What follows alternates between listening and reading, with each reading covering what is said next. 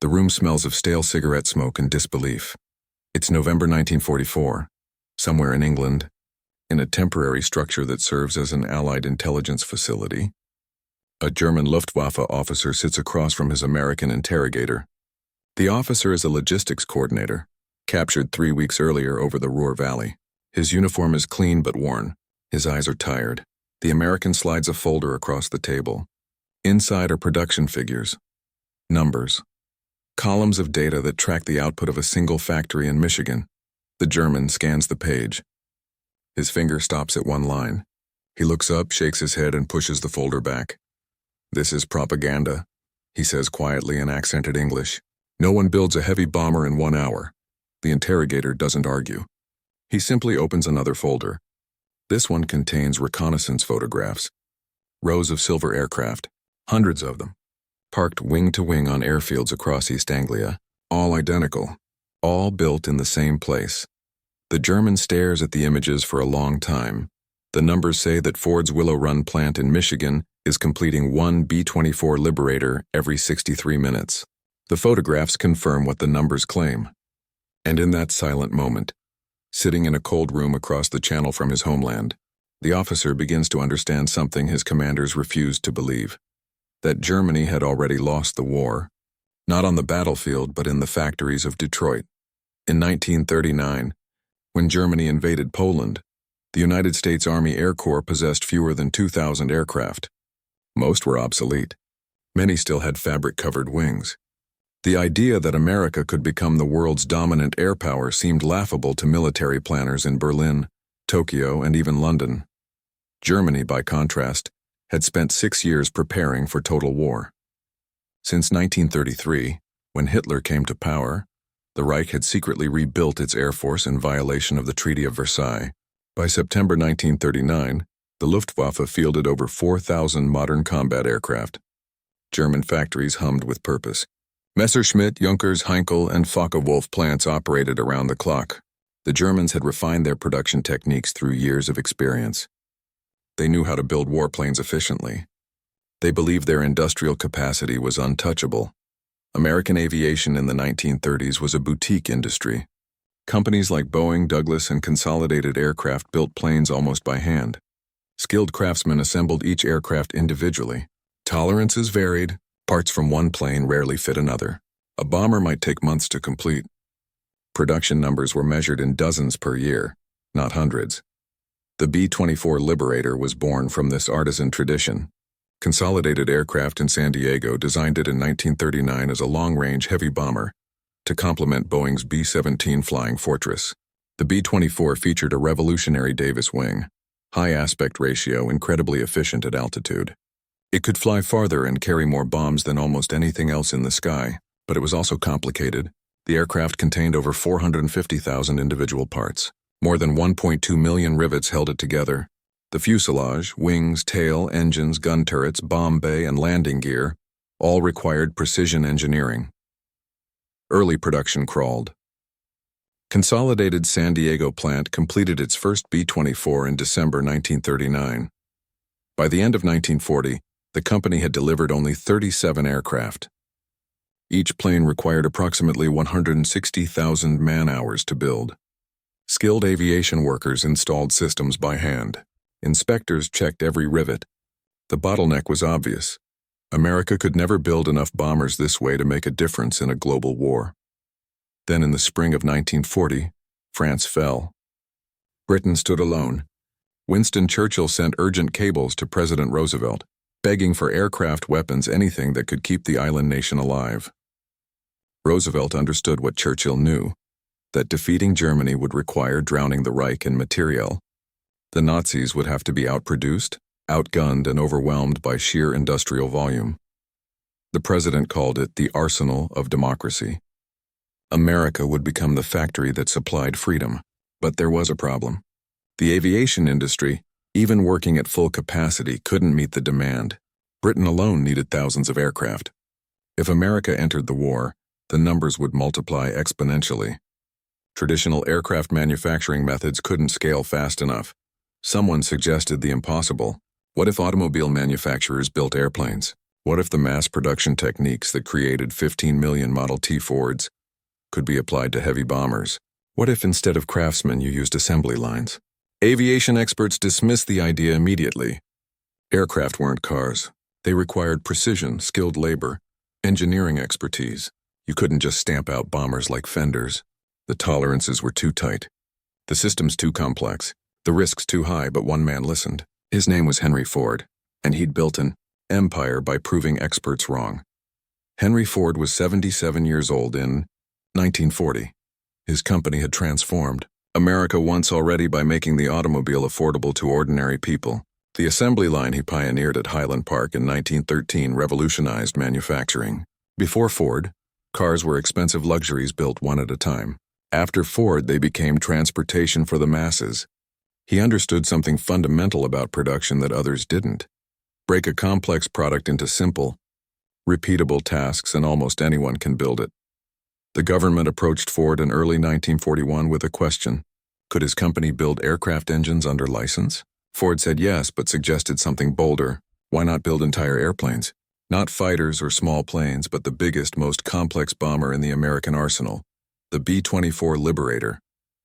Military officials were skeptical. Ford engineers visited Consolidated Aircraft's San Diego facility to study the B-24. What they saw confirmed their suspicions. The aircraft was built using traditional methods, skilled workers moving from station to station, parts fitted individually, each plane slightly different from the last. It was craftsmanship, not manufacturing. Ford's engineers reported back that the current process was impossibly inefficient. But they also said something else. The B-24 could be redesigned for mass production. It would require standardization, new tooling, and a facility unlike anything that existed, but it could be done.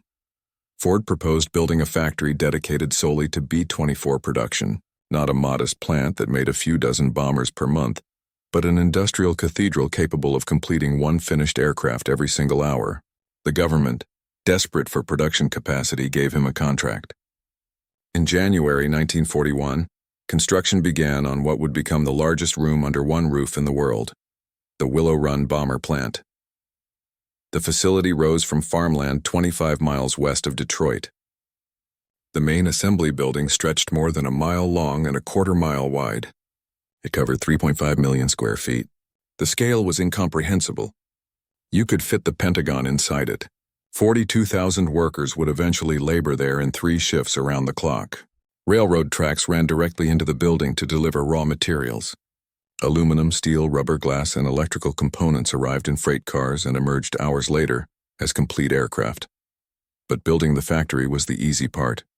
The real challenge was redesigning the B-24 itself. Consolidated's original design allowed for variation. Parts were hand-fitted during assembly.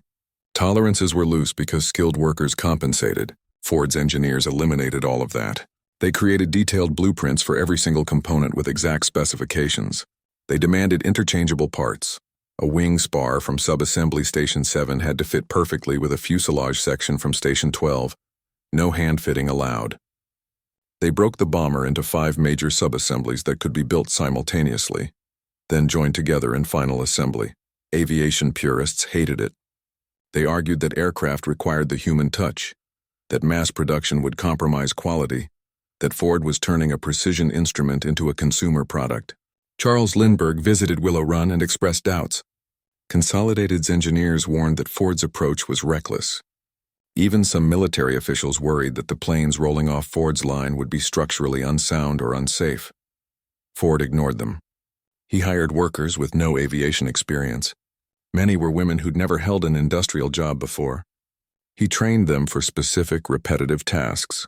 One person installed a particular type of rivet in a specific location, nothing more. He designed custom tools and jigs that made precise work possible even for novices. He created an assembly line where partially completed bombers moved continuously through the plant, with workers adding components at each station. The first B-24 rolled out of Willow Run in September 1942. It had taken 18 months longer than Ford originally promised. The plant struggled initially. Turnover was high. Parts didn't fit. Assemblies arrived out of sequence. Production rates were dismal. Only 1 bomber completed in September, 7 in October. Critics called the facility Willow Run instead of Willow Run. It seemed the skeptics had been right. You couldn't mass-produce a heavy bomber. The project looked like an expensive failure. But Ford's engineers kept refining the process. They identified bottlenecks. They improved tooling. They adjusted training. They smoothed the flow of materials. Slowly, production accelerated. By the end of 1942, Willow Run was completing 56 bombers per month. In early 1943, that number doubled. By summer, it doubled again. The assembly line began to work exactly as Ford had envisioned. And in Germany, intelligence analysts noticed the numbers but refused to believe them. Angle 1. The human element rose will. Monroe was 23 years old when she arrived at Willow Run in 1943. She'd driven from Kentucky with 2 young daughters in the back seat, fleeing an abusive marriage and looking for work that paid enough to survive. She had no mechanical experience. She'd never been inside a factory. But Willow Run was hiring anyone willing to learn, and the pay was 85 cents an hour, more money than Rose had ever imagined earning. They put her on the riveting line. Her job was simple in concept, brutal in execution. She operated a pneumatic rivet gun, fastening aluminum sheets to the B-24's internal frame structure. 8 hours a day, sometimes 10, she squeezed the trigger and drove rivets home. Her arms ached. Her ears rang despite the cotton wadding she stuffed in them. The noise inside the plant was constant. Metal on metal, compressed air hissing, hundreds of rivet guns firing simultaneously. But Rose was good at it. Fast, accurate, efficient. She worked on the bomber's wing sections and her rivets never leaked or loosened. A photographer spotted her one day and asked to take her picture for a war bond campaign. That photograph made her the face of Rosie the Riveter, the cultural icon representing millions of American women who entered industrial work during the war. But Rose didn't care about symbolism. She cared about the paycheck that fed her daughters and the knowledge that every rivet she drove helped build something that might end the war faster. She was one of approximately 42,000 workers at Willow Run during peak production. Women made up nearly 40% of the workforce. Many had never held jobs outside the home. They learned to operate drill presses, install electrical systems, apply sealant to fuel tanks, and assemble hydraulic mechanisms. The training programs ran constantly. 10 days to learn a specific task, then straight to the line. Some tasks required more time. Welders needed 3 weeks. Electricians needed a month. But Ford's system was designed so that most jobs could be learned quickly by anyone with functional hands and a willingness to work. The diversity of the workforce was unprecedented. Black workers from the South arrived in Detroit by the thousands, escaping Jim Crow and seeking industrial wages. Mexican Americans came from the Southwest. Appalachian whites drove north from Kentucky, Tennessee, and West Virginia. They worked side by side on the assembly line, though segregation still existed in the plant's cafeterias and certain facilities. The war effort demanded their labor but didn't erase America's racial divisions. Turnover remained a constant problem. Workers quit because the job was too hard. They quit because childcare fell through. They quit because they got better offers elsewhere, or because their husbands returned from military service and demanded they come home. Ford's personnel department hired hundreds of new workers every week just to maintain staffing levels. Yet somehow the line kept moving. Somehow, the bombers kept rolling out the doors. Angle 2. The engineering puzzle, the B-24 Liberator weighed 36,500 pounds empty and up to 65,000 pounds fully loaded. It had a wingspan of 110 feet and measured 67 feet from nose to tail. Inside that airframe were 4 Pratt & Whitney R1830 radial engines, each producing 1,200 horsepower, 10 50 caliber machine guns, a bomb bay capable of carrying 8,000 pounds of ordnance, oxygen systems for high-altitude flight, electrical systems, hydraulic systems, fuel systems, all redundant and interconnected. Building it on an assembly line seemed impossible because aircraft assembly traditionally required accessing the structure from multiple angles simultaneously. Workers needed to climb inside the fuselage, reach into tight spaces, install components in specific sequences. Moving the entire aircraft down a production line while maintaining that kind of access violated everything aviation manufacturers knew. Ford's engineers solved it through modular construction. They divided the B-24 into 5 major sub-assemblies. the forward fuselage, the center fuselage, the rear fuselage, the wing section, and the tail assembly. Each subassembly was built on its own dedicated line with workers stationed around it in a fixed position. The structures moved slowly down their respective lines while teams installed systems. Only when each subassembly was nearly complete did they converge at final assembly. The wing section presented the greatest challenge. The B-24's Davis wing was structurally complex, thin, efficient, but requiring precise engineering. Ford broke it into left and right wing panels, each built as a complete unit including fuel tanks, control surfaces, engine mounts, and landing gear. The panels arrived at final assembly already painted, sealed, tested, and ready to bolt onto the center fuselage. This approach required manufacturing tolerances far tighter than traditional aircraft construction. Every hole drilled in a wing spar had to align perfectly with corresponding holes in the fuselage attachment points. No hand fitting, no adjustments. If the tolerances were off by even a few thousandths of an inch, the parts wouldn't mate correctly, and the entire assembly would halt. Ford invested heavily in custom tooling and jigs, massive metal fixtures that held components in exact positions during assembly. A single jig for the center fuselage section weighed 40 tons. These tools ensured repeatability. If Station 12 installed a bulkhead using the jig, that bulkhead would be in precisely the same position in every aircraft every time. Angle 3. The mathematics of speed 63 minutes. That was the interval between completed aircraft rolling off the final assembly line during peak production in 1944, not 63 minutes to build an entire bomber from raw materials. That process still took thousands of man-hours, spread across multiple shifts and assembly stages. But 63 minutes from one finished B-24 emerging from the plant to the next one following behind it. The mathematics were staggering. At that rate, Willow Run completed 381 bombers per month, more than 12 per day, one every hour plus 3 minutes. The plant operated 24 hours, so there was no downtime. Night shift workers picked up exactly where day shift left off. The assembly line never stopped moving. To sustain that pace, materials had to arrive in perfect synchronization. Aluminum sheet arrived in railroad cars, 3 freight cars per day at peak production. Steel tubing, rubber components, plexiglass for gun turrets, electrical wiring measured in miles per aircraft. The logistics were managed with the same precision Ford applied to parts manufacturing. Late deliveries meant line stoppages. Stoppages meant missed quotas. The entire operation was a tightly choreographed ballet of materials.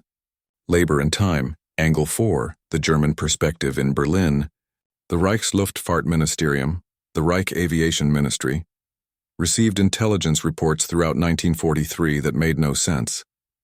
Allied bomber formations over Germany were growing larger. The numbers suggested American production was accelerating beyond anything German planners had projected. But the figures seemed physically impossible. Oberst Josef Schmid, chief of Luftwaffe intelligence, reviewed reconnaissance photographs of American airfields in England. He counted aircraft. He tracked serial numbers on downed bombers. His analysts compiled production estimates. The data indicated that American factories were completing approximately 2,000 heavy bombers per month by mid-1943. That number would climb to 2,500 by early 1944. Schmid's superiors rejected the analysis. Reichsmarschall Hermann Göring, commander of the Luftwaffe, called the figures American propaganda and Jewish mathematics. He insisted that no industrial system could produce heavy bombers at such rates. Germany's entire aviation industry, dozens of factories spread across the Reich and occupied territories, was completing roughly 2,000 aircraft per month total, including fighters, bombers, and transports. The idea that America alone was matching or exceeding that output seemed absurd. German aircraft production was decentralized and varied. Messerschmitt built Bf-109 fighters. Junkers produced Ju-88 bombers. Focke-Wulf manufactured FW-190s. Each company had its own methods, tooling, and supply chains. Standardization was limited. Parts from one manufacturer rarely fit another's aircraft. Quality remained high, but quantity suffered. A German factory might produce 30 to 50 aircraft per month. The concept of a single facility completing hundreds of identical bombers was outside their frame of reference. Captured Allied air crews were interrogated about American production.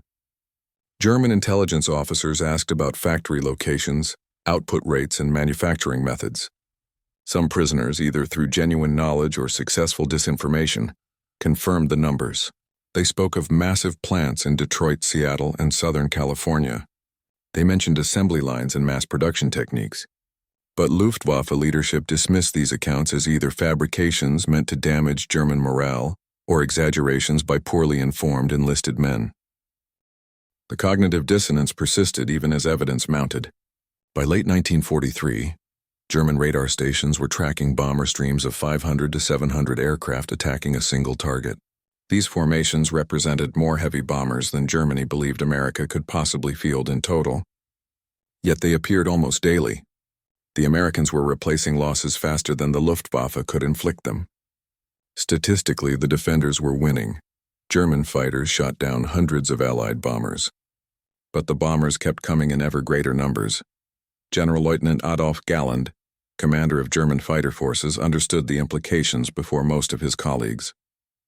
In a meeting with Göring in late 1943, he stated flatly that Germany was losing the production war. Galland had done the mathematics. Even if German fighters achieved a favorable kill ratio, shooting down 2 Allied bombers for every German fighter lost, it didn't matter if the Americans could replace those bombers overnight while Germany struggled to replace its fighters. Göring accused Galland of defeatism, but Galland was simply reading the numbers that others refused to see. Angle 5. Innovation through standardization. Ford's revolution at Willow Run wasn't about inventing new technologies. The B-24 already existed. The tools and techniques for building aircraft were well established. What Ford innovated was the systematic application of interchangeable parts and process standardization to a product previously thought too complex for such treatment. Every rivet hole was drilled in the same location on every aircraft. Every wire was cut to the same length. Every bolt torqued to the same specification. The blueprints didn't allow for variation or interpretation. They were absolute. A worker installing hydraulic lines in bomber number 1247 performed exactly the same motions, in the same sequence, as the worker who'd installed hydraulics in bomber number 1. This standardization enabled speed but also consistency. Early B-24s from Consolidated's San Diego plant had reputations for quirks. One aircraft's controls might feel slightly different from another's. Fuel consumption could vary. Performance characteristics differed subtly. Willow Run's B-24s were identical. A pilot could transition from one to another and find every switch, gauge, and control in precisely the same position. The flight characteristics were uniform. Maintenance crews loved them because parts genuinely were interchangeable. Quality control operated differently than in traditional aviation manufacturing. Instead of master craftsmen inspecting each aircraft at completion, Ford employed inspectors at every stage of assembly. Components were checked before installation. Sub-assemblies were tested before integration. By the time a bomber reached the end of the line, it had been inspected hundreds of times by dozens of different people. Defects were caught early when they were easy to fix, rather than after final assembly when repairs meant tearing apart completed work. The plant also implemented continuous improvement protocols. When workers identified inefficiencies or problems, engineers adjusted the process. Tool designs were refined. Station layouts were optimized. Training methods improved. The 63-minute production interval wasn't achieved overnight. It was the result of thousands of small improvements compounded over 2 years. Angle 6.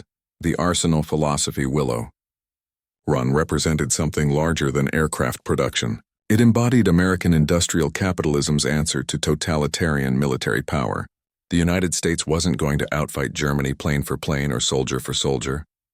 It was going to bury the Reich under an avalanche of material. Germany utilized slave labor extensively by 1943. Concentration camp prisoners, forced laborers from occupied territories, and prisoners of war were worked to death building weapons. The moral depravity was obvious, but the economic calculation seemed sound. Free labor reduced production costs. Yet Germany's production numbers remained relatively stagnant. Slave labor was inefficient. Sabotage was common. Workers had no incentive to maintain quality or speed. The system maximized cruelty but not output. Ford paid his workers well by 1940s standards. Those wages created a motivated workforce that had a stake in success. Workers could buy homes, support families, and build futures. The productivity gains from motivated, trained workers far exceeded what could be extracted through coercion. The B-24 production line became an economic argument. Free labor, properly organized and incentivized, outperformed slavery. Detroit's transformation was total. The city that put America on wheels now put it in the air. Packard built aircraft engines. Chrysler produced tanks. General Motors manufactured everything from aircraft components to artillery shells. The automotive industry's conversion to war production happened faster and more completely than anyone predicted. By 1944, civilian automobile production had ceased entirely.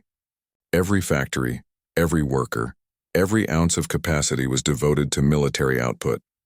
This was the arsenal of democracy in physical form. Not a slogan, but a reality measured in tons of aluminum, miles of wiring, and rows of bombers stretching across airfields. The American economic model, mass production, consumer capitalism, industrial efficiency, proved to be a war-winning advantage as significant as any weapon system. And nowhere was that advantage more visible than in the impossible, undeniable fact that Ford was completing a heavy bomber faster than most factories could assemble a truck. August 1944. Willow Run reaches its absolute peak. The plant completes 432 B-24 Liberators in 31 days. That's an average of 13.9 aircraft per day. The math translates to one bomber every 103 minutes across the entire month. But on certain days, particularly mid-month when material supplies align perfectly and absenteeism is low, the interval drops even further. On August 17th, the plant hits its record. One finished B-24 rolls off the line every 63 minutes for 18 consecutive hours. The scene inside Willow Run at that moment is controlled chaos.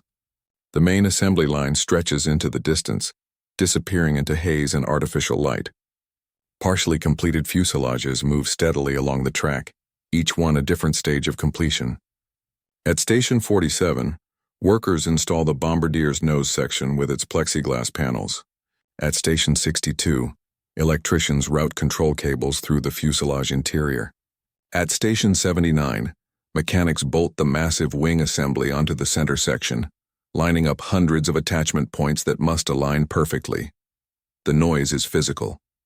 Rivet guns chatter in overlapping rhythms. Compressed air hisses from pneumatic tools. Metal screeches against metal as components slide into position. Overhead cranes groan under the weight of engines being lowered onto wing mounts. Supervisors shout instructions over the din. The conveyor system rumbles continuously beneath everything. A deep mechanical heartbeat that never pauses. At the end of the line, a completed B-24 sits on its landing gear for the first time. It's been painted in olive drab and gray camouflage.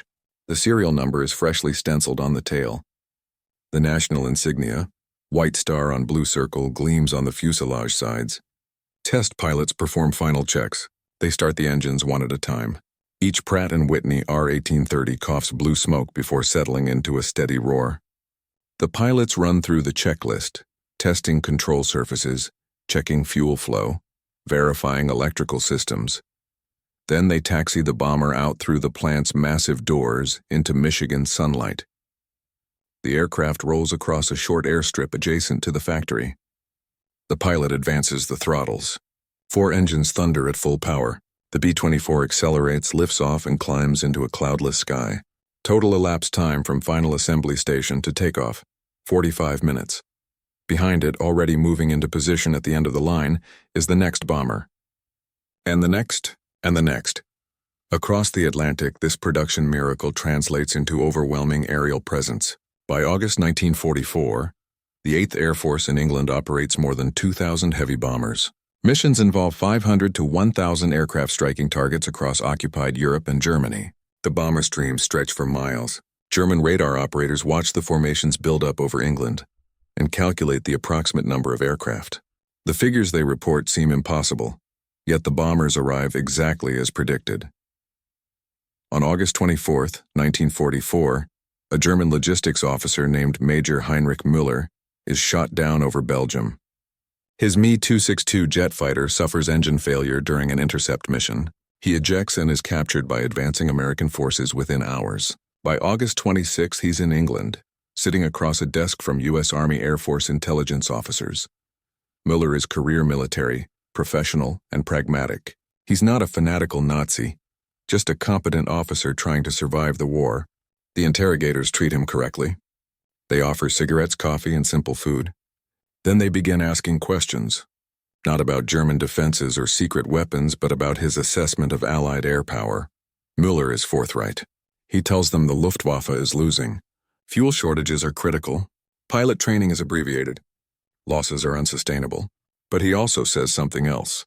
He tells them that German leadership refuses to believe American production numbers. He explains that Luftwaffe intelligence reports are dismissed as Allied disinformation. The idea that the Americans are building heavy bombers at rates exceeding German total aircraft production is considered mathematically impossible. The interrogator slides a folder across the table. Inside are production statistics for Willow Run, month-by-month totals, charts showing the acceleration from 1942 through 1944, a detailed breakdown of Ford's assembly process, photographs of the facility's interior showing multiple bombers in various stages of completion simultaneously. Mueller reads carefully.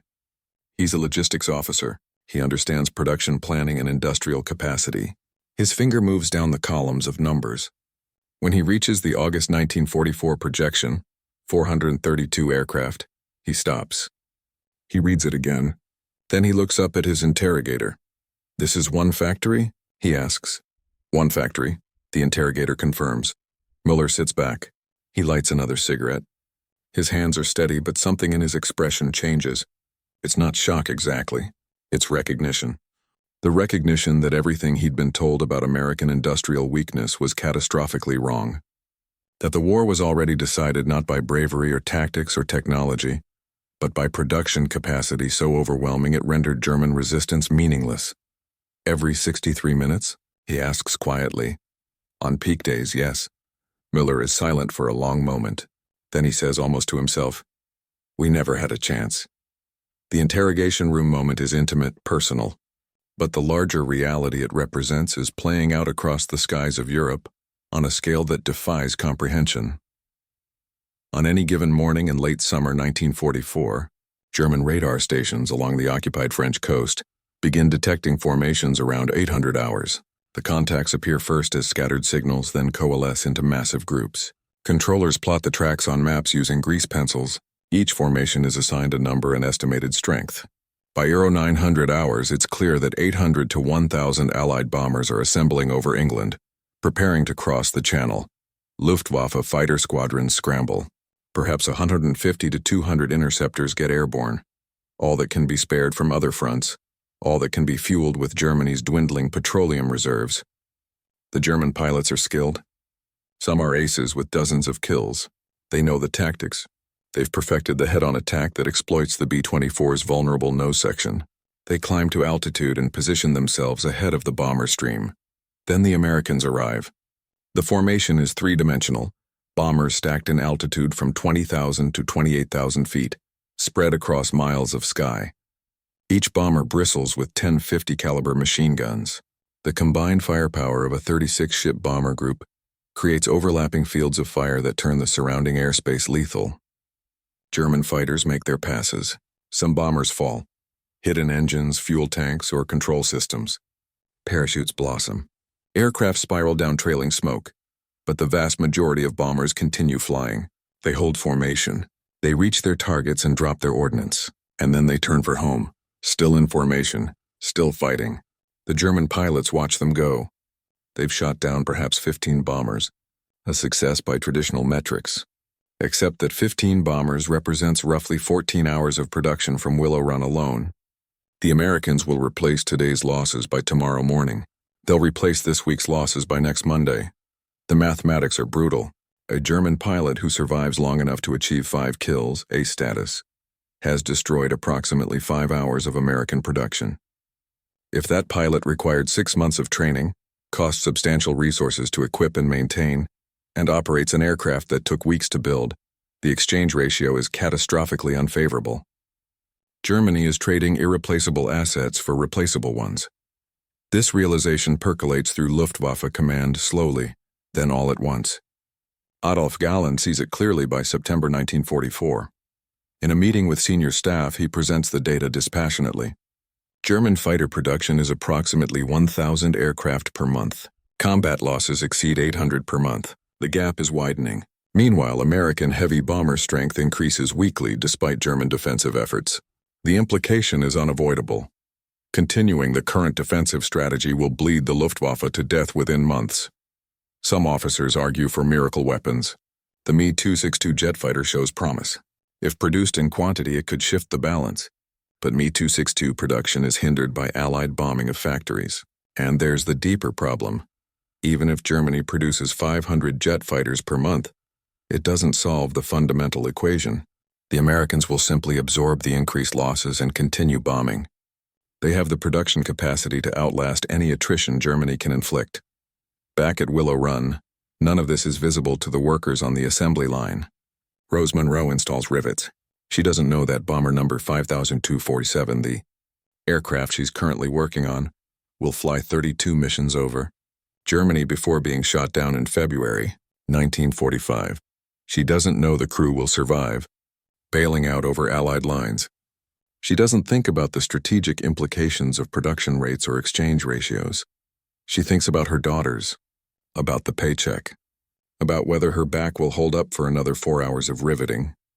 She thinks about the woman working beside her who lost a nephew over Schweinfurt. She thinks about the news reports describing Allied advances across France. She thinks that maybe, if they build enough of these bombers fast enough, the war will end sooner and the killing will stop. But Ford's engineers think about the numbers constantly. They track production metrics daily. They know that Willow Run has now completed more B-24s than all other manufacturers combined. They know the plant has delivered over 6,500 aircraft by September 1944. They project that total production will exceed 8,500 by war's end. They calculate that roughly half of all B-24 Liberators that will ever fly in combat came from a single mile-long building in Michigan. The turning point isn't a single battle or dramatic moment. It's the accumulation of 63-minute intervals repeated thousands of times. It's the moment when German officers stopped dismissing production figures as propaganda and started understanding them as reality. It's the recognition, whether in a quiet interrogation room or in a Luftwaffe planning session, that industrial capacity had become the decisive weapon of the war. Albert Speer, Reich Minister of Armaments, reviews bombing damage reports in his Berlin office. The reports detail destroyed factories, disrupted rail lines, and cratered refineries. German production is still increasing in some categories despite the bombing, a fact he takes pride in. But even Speer, an architect by training who became an industrial organizer through necessity, can see the trajectory. He drafts a memo to Hitler in October 1944. The memo is carefully worded, avoiding defeatism while presenting facts. Speer notes that Allied air attacks are now sustained and overwhelming, that defensive measures consume resources without stopping the attacks, that American production capacity exceeds Germany's by a factor of 3 to 1 in some categories and 5 to 1 in others. The memo doesn't explicitly state that the war is lost, but the numbers do the talking. Hitler ignores the memo. He talks instead about V-weapons, about new tank designs, about fighting to the last. But Speer knows. The German officers in POW camps know. Even Goering, in his more lucid moments, knows. The war ended at Willow Run. It ended in the decision to mass-produce the B-24. It ended when Ford proved that assembly line techniques could manufacture strategic air power faster than any military force could shoot it down. The bomber stream continues. Every day, every night sometimes. The sound of engines becomes constant over Germany, a drone that never completely fades. Citizens look up and count aircraft. They stop counting when they reach 100 because there are always more. The formations blot out the sun. The contrails crisscross the sky in geometric patterns, and everyone knows, though few speak it aloud, that this cannot be stopped, that you cannot fight an industrial tide, that the war is already over even though the dying continues. Willow Run completes its final B-24 Liberator on June 28, 1945. The war in Europe ended on May 8th. Japan will surrender in August. The last bomber rolls out of the plant to scattered applause from workers who are already being laid off. Total production, 8,685 aircraft in 34 months. The numbers tell a story of industrial achievement unprecedented in human history. From September 1942 to June 1945, Willow Run averaged 255 bombers per month. During peak periods, that figure exceeded 400. The plant operated continuously, 3 shifts per day, 7 days per week. At maximum employment, 42,000 people worked there. They consumed 1.3 million pounds of aluminum per day. They installed 55 miles of wiring into each aircraft. They drove 360,000 rivets per bomber. Every rivet placed by human hands, guided by pneumatic tools.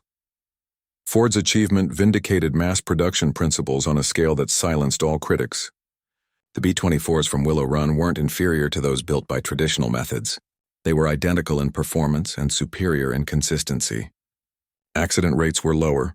Maintenance was easier. Pilots preferred them because the standardization meant every aircraft handled the same way.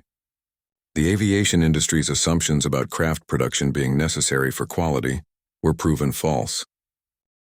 But the cost in human terms was staggering. Of the 18,482 B-24 Liberators built by all manufacturers during the war, approximately 4,700 were lost in combat. Each aircraft carried a crew of 10. That's 47,000 crew positions on bombers that never returned. Not all those men died. Many were captured or evaded.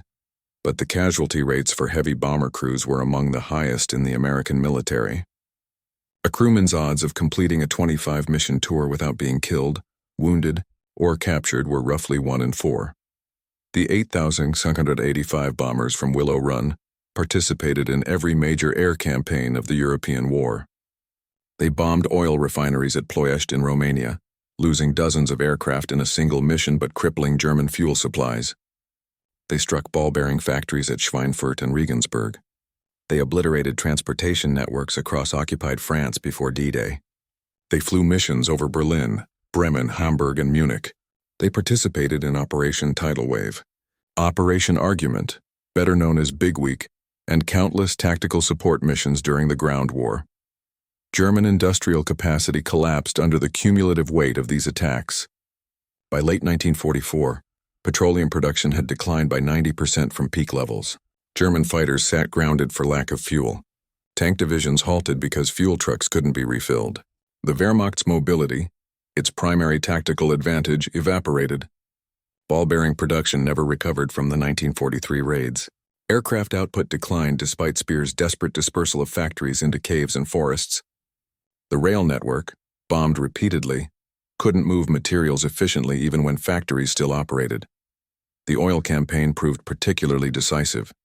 In May 1944, before the strategic bombing of petroleum facilities intensified, Germany produced 316,000 tons of aviation fuel. By September 1944, production had fallen to 17,000 tons. By March 1945, it was effectively zero. The Luftwaffe possessed aircraft it couldn't fly. The systematic destruction of synthetic fuel plants, refineries, and storage facilities strangled German military operations more effectively than any ground offensive could have. Albert Speer, interrogated after the war, stated explicitly that the Allied bombing campaign had succeeded, not through terror bombing of cities, which he considered strategically ineffective, but through targeting industrial infrastructure. He cited oil production, transportation networks, and chemical plants as critical vulnerabilities. When asked specifically about American production capacity, Speer acknowledged that Germany had grossly underestimated it. The intelligence failures weren't simply about numbers. German leadership couldn't conceptually grasp the scale of American industrial mobilization. Adolf Galland, who survived the war, wrote in his memoirs that the Luftwaffe lost the battle for air superiority, not through tactical failures but through industrial insufficiency. German pilots were well trained. German aircraft were often technologically superior, but they were overwhelmed by numbers. Galland noted that by 1944, shooting down Allied bombers was statistically irrelevant. We could shoot down 10 and 15 would appear the next day. We could destroy 50 and 60 would replace them. It was like fighting the sea with a sword. The human stories emerging from Willow Run's production line are as varied as the people who worked there. Rose Monroe left the plant when the war ended, returned briefly to Kentucky, then came back to Michigan and eventually started a construction business. She lived until 1997, uncomfortable with her fame as the model for Rosie the Riveter but proud of the work she'd done. She spoke occasionally about those years, always emphasizing that she was simply trying to feed her children, that the heroism people attributed to her felt unearned. Thousands of women who worked at Willow Run faced similar post-war displacement. The jobs that had given them independence and decent wages disappeared as men returned from military service and reclaimed factory positions. Many were pressured to return to domestic roles, some did. Others fought to stay in the workforce, finding positions where they could. The cultural narrative of the 1950s emphasized traditional gender roles, but the women who'd built bombers knew their own capabilities. That knowledge changed them permanently, even when society demanded they forget it. The plant itself faced an uncertain future. Ford tried to convert Willow Run back to automobile production, but the facility was poorly suited for civilian manufacturing. It was too large, too specialized, too far from Detroit's supplier network. The company struggled to find profitable uses for the massive building. Parts of it were leased to other manufacturers. Sections sat empty. The assembly line that had produced a bomber per hour was dismantled. The custom tooling scrapped or sold. In 1953, General Motors purchased Willow Run and converted it to automatic transmission production. The building served various industrial purposes over subsequent decades, but never again achieved the focused intensity of its wartime mission. By the early 2000s, much of the facility was abandoned. Preservationists fought to save portions of the structure, arguing its historical significance. In 2013, a 144,000 square foot section was preserved and converted into a museum. The remaining portions were demolished. The mile-long building that once housed the world's most productive aircraft factory now exists mostly in photographs and memories. The B-24 Liberators themselves had varied post-war fates. Most were scrapped. The military didn't need thousands of heavy bombers in peacetime. Aircraft were flown to remote airfields in the Southwest, stripped of useful components and cut apart. Some found civilian uses, converted to cargo transports or purchased by foreign governments. A handful were preserved in museums. Today, perhaps a dozen airworthy B-24s still exist worldwide. The sound of their engines, that distinctive Pratt and Whitney roar, has become rare. German officers captured during the war continued to grapple with the production numbers even after seeing the evidence firsthand. During the Nuremberg trials, several defendants and witnesses were questioned about industrial planning and wartime production. The testimonies reveal a consistent pattern. German leadership assumed American industrial capacity was overstated, believed their own production was sufficient, and failed to adjust strategy even when evidence contradicted their assumptions. Hermann Göring, testifying in his own defense, was asked about Luftwaffe production and Allied air superiority. He blamed sabotage, fuel shortages, and Allied bombing of German factories. When confronted with comparative production figures, showing American output exceeding German by factors of 3 or 4 to 1, Göring dismissed them as exaggerated. Even facing execution, even after Germany's total defeat, he couldn't fully accept the industrial reality that had doomed his air force. Albert Speer, by contrast, was analytically honest. In his interrogations and later writings, he acknowledged that Germany lost the production war decisively.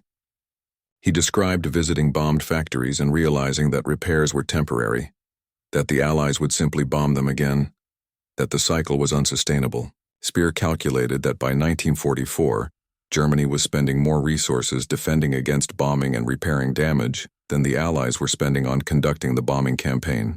The exchange ratio had become catastrophically negative. The strategic lessons of Willow Run shaped post-war military thinking. The U.S. Air Force, established as an independent service in 1947, was built on the premise that air power combined with industrial capacity could win wars. The concept of overwhelming an enemy through production, outbuilding their ability to resist, became central to American defense strategy during the Cold War. Nuclear weapons changed the calculations, but the underlying principle remained. American industrial capacity was a strategic weapon as important as any bomber or missile. Ford's assembly line techniques were studied and adapted by industries worldwide. The principles of standardization, modular construction, and continuous process improvement became foundational to modern manufacturing. Toyota's production system, developed in post-war Japan, drew explicitly on Ford's methods, the globalized supply chains of the 21st. Century, where complex products are assembled from components built in dozens of countries, trace their lineage directly to the processes pioneered at Willow Run. The workers who built those 8,685 bombers scattered across America after the war, most didn't talk much about their experiences. It was just a job. They'd done what was necessary. They'd gone to work every day, performed their assigned tasks, collected their paychecks, and gone home. The aggregate effect of those individual actions, the cumulative impact of millions of rivets driven, thousands of sub-assemblies completed, hundreds of bombers rolling out the doors, reshaped the world. But the individual workers rarely saw it that way. They saw the paycheck that bought groceries, the aching muscles after a shift, the satisfaction of a job done correctly. By the 1990s, when historians began seriously documenting the Willow Run story, many of the workers had passed away. Those who remained were elderly, their memories imperfect, their bodies worn by decades of hard labor. But when asked about those years, most expressed pride, not in the abstract notion of winning a war, but in the concrete knowledge that they'd built something real, something that worked, something that mattered. The last B-24 veteran pilot died in 2022. The last Willow Run worker will die soon. The physical building is mostly gone. The aircraft have been scrapped. Within a generation, there will be no living witnesses to what happened in that mile-long factory between 1942 and 1945. Only the numbers will remain. 8,685 bombers, 63-minute production intervals, half of all B-24s ever built. Numbers that German officers couldn't believe, even when confronted with irrefutable evidence. The assembly line changed warfare in ways no general anticipated and no strategist predicted. For thousands of years, war was won by soldiers, their courage, their discipline, their willingness to die for a cause. Later, it was won by tactics, by commanders who could outthink their opponents and position forces advantageously. Later still, technology became decisive. Better weapons, faster ships, more accurate artillery. But in the Second World War, something fundamental shifted. Victory belonged not to the bravest or the cleverest or even to those with the best weapons. It belonged to those who could produce weapons faster than the enemy could destroy them. Willow Run was the embodiment of that shift. Henry Ford didn't design a better bomber, he designed a better way to build bombers. That innovation, unglamorous, industrial, divorced from battlefield heroics, proved more consequential than any tactical brilliance. The B-24 wasn't superior to German aircraft. American pilots weren't necessarily better trained than Luftwaffe veterans. But American factories could replace losses overnight, and German factories couldn't.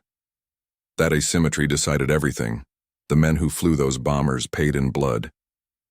The women who built them paid in exhausted bodies and deferred dreams.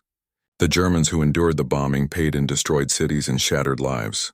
The moral weight of those costs doesn't diminish because industrial capacity determined the outcome.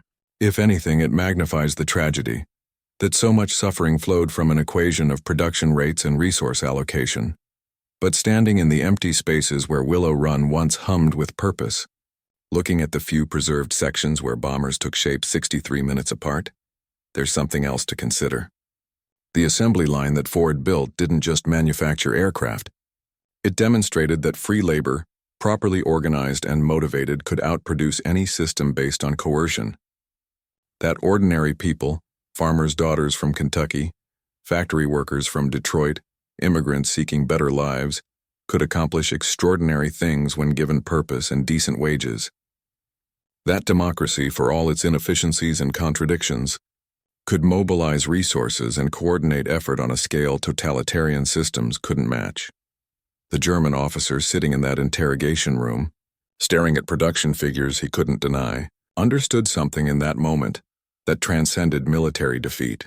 He understood that his nation had challenged an industrial colossus and lost not through weakness or cowardice, but through a fundamental miscalculation about what kind of power mattered most in modern war. The assembly line had become a weapon, and no army on earth could stand against it. 63 minutes. That's all it took to build a thing that 10 men would fly into battle, that could carry 4 tons of bombs across an ocean, that represented the cutting edge of 1940s aerospace engineering. 63 minutes repeated thousands of times, until the sky over Europe filled with aluminum and rivets and the relentless mathematics of American production. until resistance became futile not because the cause was unjust, though it was, but because the numbers said so. Until even the most dedicated soldiers looked up at bomber formations that blotted out the sun and understood that courage alone couldn't stop what was coming. The factory is mostly gone now. The workers are dying. The bombers have been scrapped. But the lesson remains etched into history in numbers that couldn't be denied. Sometimes wars are won not on battlefields, but in mile-long buildings where ordinary people do extraordinary work, one 63-minute interval at a time.